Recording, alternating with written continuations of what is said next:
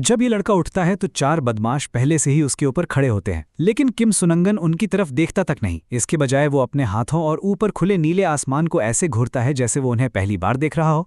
बदमाशों को इस तरह नज़रअंदाज किया जाना बिल्कुल पसंद नहीं आता और वे उसे बुरी तरह पीटने की तैयारी करने लगते हैं। लेकिन जैसे ही एक मुक्का उसके चेहरे के करीब आता है, सुनन उसे आसानी से दूसरी तरफ हटा देता है और जवाब में ऐसा जोरदार मुक्का मारता है कि वो बदमाश उड़कर दूर जा गिरता है। बाकी के तीनों पूरी तरह अविश्वास में जम जाते हैं और पूछते हैं कि आखिर अभी हुआ क्या। वे तुरंत डरकर भाग जाते हैं और चिल्लाते हैं कि वे कल स्कूल में उससे बदला लेंगे और उसे ऐसे नाम से बुलाते हैं जिसे सुनन ने पहले कभी नहीं सुना था। किम सू ह्यून यानी सुनंग उलझन में एक फोन उठाता है और उसमें अपना रिफ्लेक्शन देखता है। तभी उसे सच्चाई का एहसास होता है कि वो वास्तव में रीबॉर्न हो चुका है। किम सू ह्यून पृथ्वी का सबसे ताकतवर अवेकनर था, यहाँ तक कि जब पूरी ह्यूमैनिटी खत्म हो गई तब भी वो आखिरी इंसान था जो जिंदा बचा था। वो अकेले मॉन्स्टर्स से लड़ता रहा, एक के बाद एक वेव्स आती रहीं, लेकिन उसे एक पल के लिए भी आराम नहीं मिला। आखिरकार जब वो पूरी तरह एग्जॉस्टेड हो चुका था तभी मॉन्स्टर्स का राजा खुद सामने आया। फैफनर खुद उस इंसान को खत्म करने आया था जिसने इतने लंबे समय तक रेजिस्टेंस किया था। अपने आखिरी पलों का सामना करते हुए सुनन को अपना बचपन याद आता है। कभी वो सिर्फ एक छोटा बच्चा था जो रोते हुए कहता था कि वो हीरो नहीं बनना चाहता, लेकिन उसकी माँ ने उससे कहा था कि वही दुनिया की एकमात्र होप है और अगर ज़रूरत पड़े तो उसे एक हीरो की तरह मरना होगा। लेकिन अब जब सुनंग मरने की हालत में पड़ा है, उसे एहसास होता है कि वो शब्द कितने मीनिंगलेस थे। उसने आखिरी दम तक लड़ाई की, फिर भी वो एक भी इंसान को प्रोटेक्ट नहीं कर पाया। लेकिन अब जब सुनंग को एक और चांस मिला है तो वो इतनी आसानी से मरने वाला नहीं है। अब सू ह्यून के रूप में हमारा लड़का एक पुलिस ऑफिसर के सामने खड़ा है जो उससे उसका नाम पूछता है। वो वही नाम बताता है जिससे उस बुली ने उसे बुलाया था। जब ऑफिसर उसकी एज पूछता है तो वो हैरान रह जाता है क्योंकि उसे इसका जवाब ही नहीं पता। एक कैलेंडर को देखकर उसे एहसास होता है कि वो अपनी मौत से 20 साल पहले वापस आ चुका है, जब वो सुनन था। ऑफिसर अपना सवाल दोबारा दोहराता है और वो अंदाजा लगाता है कि उसकी उम्र शायद 19 साल होगी, इसलिए वो यही जवाब देता है। ऑफिसर को समझ नहीं आता कि उसके साथ आखिर हुआ क्या है, क्योंकि उसे अपनी एज और नेम के अलावा कुछ भी याद नहीं है। एक बार फिर वो अपनी सिचुएशन के बारे में सोचने लगता है और उसे फैफनीर के हाथों अपनी मौत बिल्कुल विविडली याद आती है। एक पल के लिए उसे लगता है कि शायद ये फैफनीर की मैजिक का कोई ट्रिक है, लेकिन वो इस विचार को तुरंत रिजेक्ट कर देता है क्योंकि ये सेंसेशन किसी इल्यूजन जैसी बिल्कुल नहीं लग रही थी। वो सच में रिग्रेस हो चुका था। उसी समय उसके थॉट्स अपने असली शरीर की तरफ चले जाते हैं। वो सोचता है कि क्या अपने ओरिजिनल बॉडी में वापस लौटने का कोई तरीका है। उसकी लगातार चुप्पी से परेशान होकर ऑफिसर उसे बताता है कि थोड़ी देर बाद उसकी मदर उसे लेने आएगी। साथ ही वो उसे कंस्ट्रक्शन एरियाज के पास न जाने की वार्निंग देता है क्योंकि वे जगहें डेंजरस हैं और वहाँ कई लर्किंग थ्रेट्स हो सकते हैं।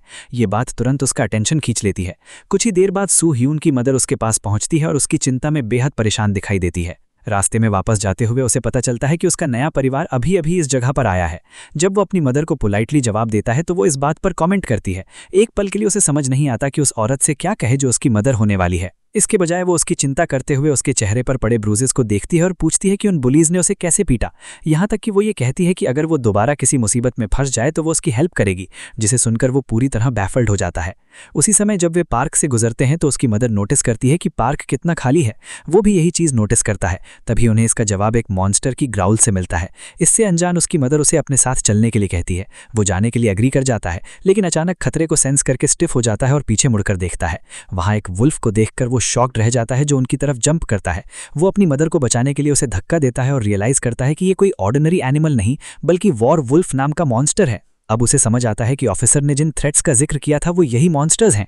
2022 वो समय है जब मॉन्स्टर आउटब्रेक धीरे धीरे बढ़ रहा है, इसलिए किसी मॉन्स्टर का दिखाई देना कोई रेयर अकरेंस नहीं है। लेकिन अब उसके सामने प्रॉब्लम यह है कि इस चीज़ से लड़े कैसे।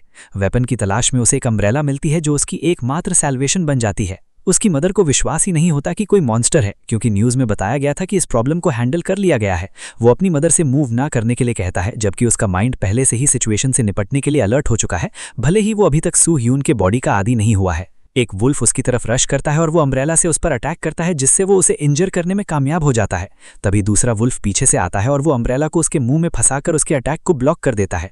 लेकिन इस लो लेवल मॉन्स्टर की स्ट्रेंथ भी सू ह्यून के बॉडी के लिए संभालना बहुत ज़्यादा है, जो उसके पास्ट लाइफ में सुनन के लिए शर्म की बात है। वो ज़्यादा देर तक होल्ड नहीं कर पाता और वुल्फ उसे ओवर पावर कर देता है, जबकि एक और वुल्फ हमला करने के लिए तैयार खड़ा है। वो सोचता है कि क्या इससे निपटने के लिए उसे अवेकन होना चाहिए। एक पल के लिए उसे लगता है कि अब वो मरने वाला है। तभी उसकी मदर उसकी मदद के लिए आती है और एक वुल्फ को मारकर उसे दूर फेंक देती है, जिससे वो पूरी तरह चौंक जाता है। वुल्फ पर उसकी मदर का अटैक उसे भी जमीन पर गिरा देता है। उसे समझ नहीं आता कि उसकी मदर ने उसे बचाने के लिए ऐसा क्यों किया। फिर भी वो वुल्फ को किक मारता है और अपनी मदर की तरफ दौड़ता है। वो उससे पूछता है कि उसने उसे बचाने के लिए ऐसा क्यों किया, क्योंकि इससे उसकी जान भी खतरे में पड़ सकती है। लेकिन प्यार से ड्रिवन वो उसे भाग जाने के लिए कहती है और कहती है कि वो उसके लिए टाइम खरीदेगी। ये सुनकर उसकी आंखें फैल जाती हैं और उसके शरीर से एक ऑरा उठने लगता है। वो डेड पैन एक्सप्रेशन के साथ कहता है कि वो उन्हें मारने वाला है। उसकी बात सुनकर वुल्फ्स डर कर पीछे हट जाते हैं। उसका ऑरा इतना पावरफुल होता है कि वे डर कर भाग जाते हैं, जिससे वो और भी एंग्री हो जाता है। वो उन्हें चैलेंज करने की कोशिश करता है, लेकिन स्टैमिना की कमी के कारण वहीं कोलैप्स हो जाता है।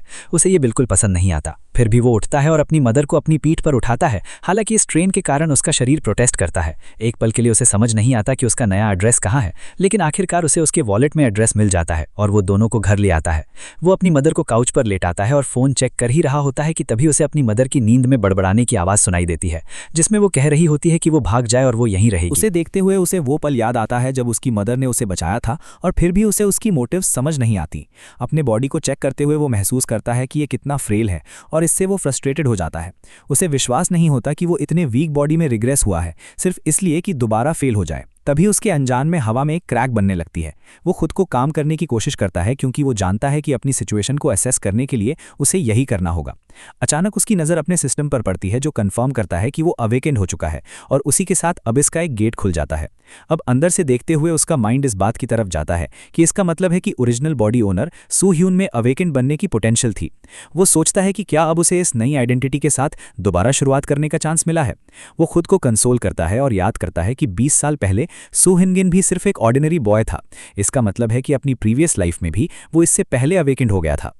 अब वो इन थॉट से खुद को झटक देता है और तय करता है कि उसे वॉट इफ्स में इंडल्ज करने की ज़रूरत नहीं है, क्योंकि टावर ऑफ ट्रायल या अबिस गेट पहले ही उसके सामने खुल चुका है।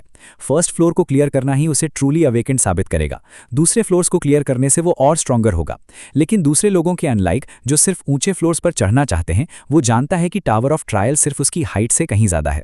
उसका सिस्टम उसे फर्स्ट फ्लोर पर ट्रायल की शुरुआत के बारे में इन्फॉर्म करता है और डिफिकल्टी लेवल चूज करने के लिए कहता है, जो 1 से 10 तक है, ईजीएस्ट से हार्डेस्ट तक।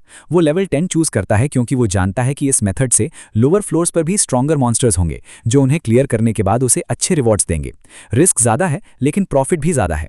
इसके साथ ही उसका सिस्टम फर्स्ट फ्लोर के लेवल 10 के लिए उसकी रिक्वेस्ट प्रोसेस करता है। हालांकि वो नर्वस महसूस करता है कि क्या वो इसे कर पाएगा, क्योंकि उसने ऐसा पहले कभी नहीं किया है। लेकिन फिर वो डिटर्मिन्ड हो जाता है, क्योंकि अगर उसने अपनी प्रीवियस लाइफ का वही पैटर्न दोहराया तो उसका अंत भी वैसा ही होगा।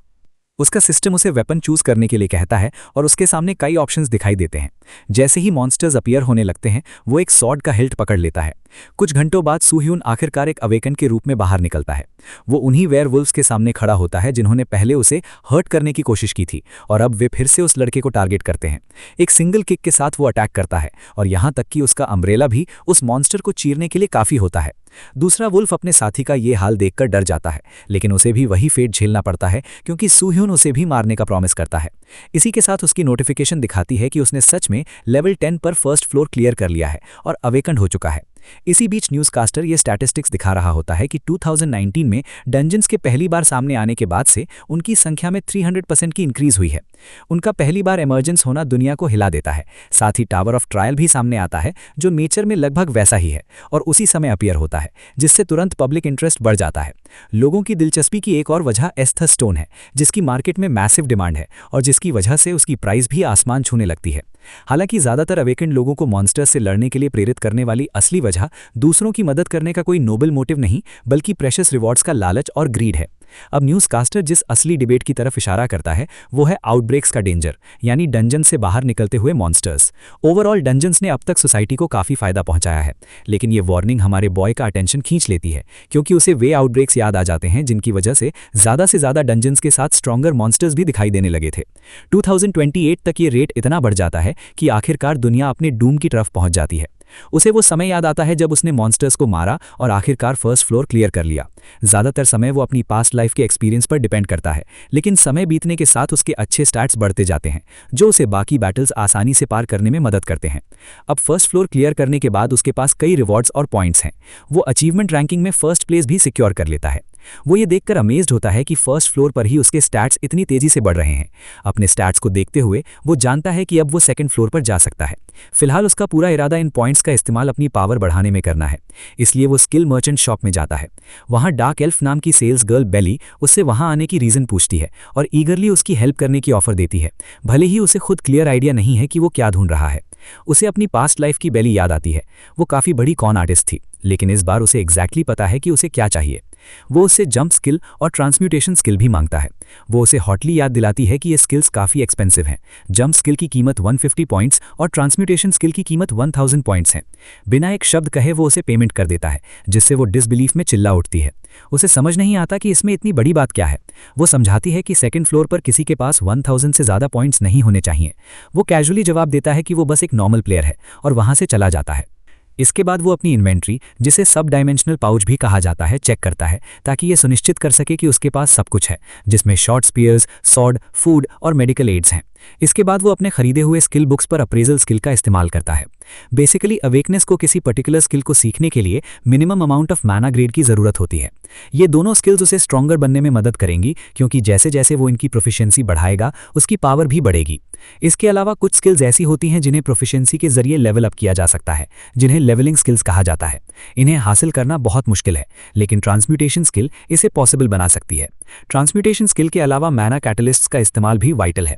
वो अपने खरीदे हुए लो ग्रेड मैना कैटलिस्ट का स्टेटस चेक करता है, जिसकी कीमत उसे 700 पॉइंट्स पड़ी थी, जो उसके करंट मैना स्टैट्स के हिसाब से उसकी मैना ग्रेड और पॉइंट्स बढ़ाने में मदद करता है। टावर पर ब्लाइंडली क्लाइंब करने के बजाय अपनी मैना बढ़ाने का ये सबसे बेस्ट तरीका है, और ये बेसिक आइटम शॉप्स में आसानी से अवेलेबल भी है। हालांकि ज़्यादातर अवेकेंड लोग इसे ओवरलुक कर देते हैं।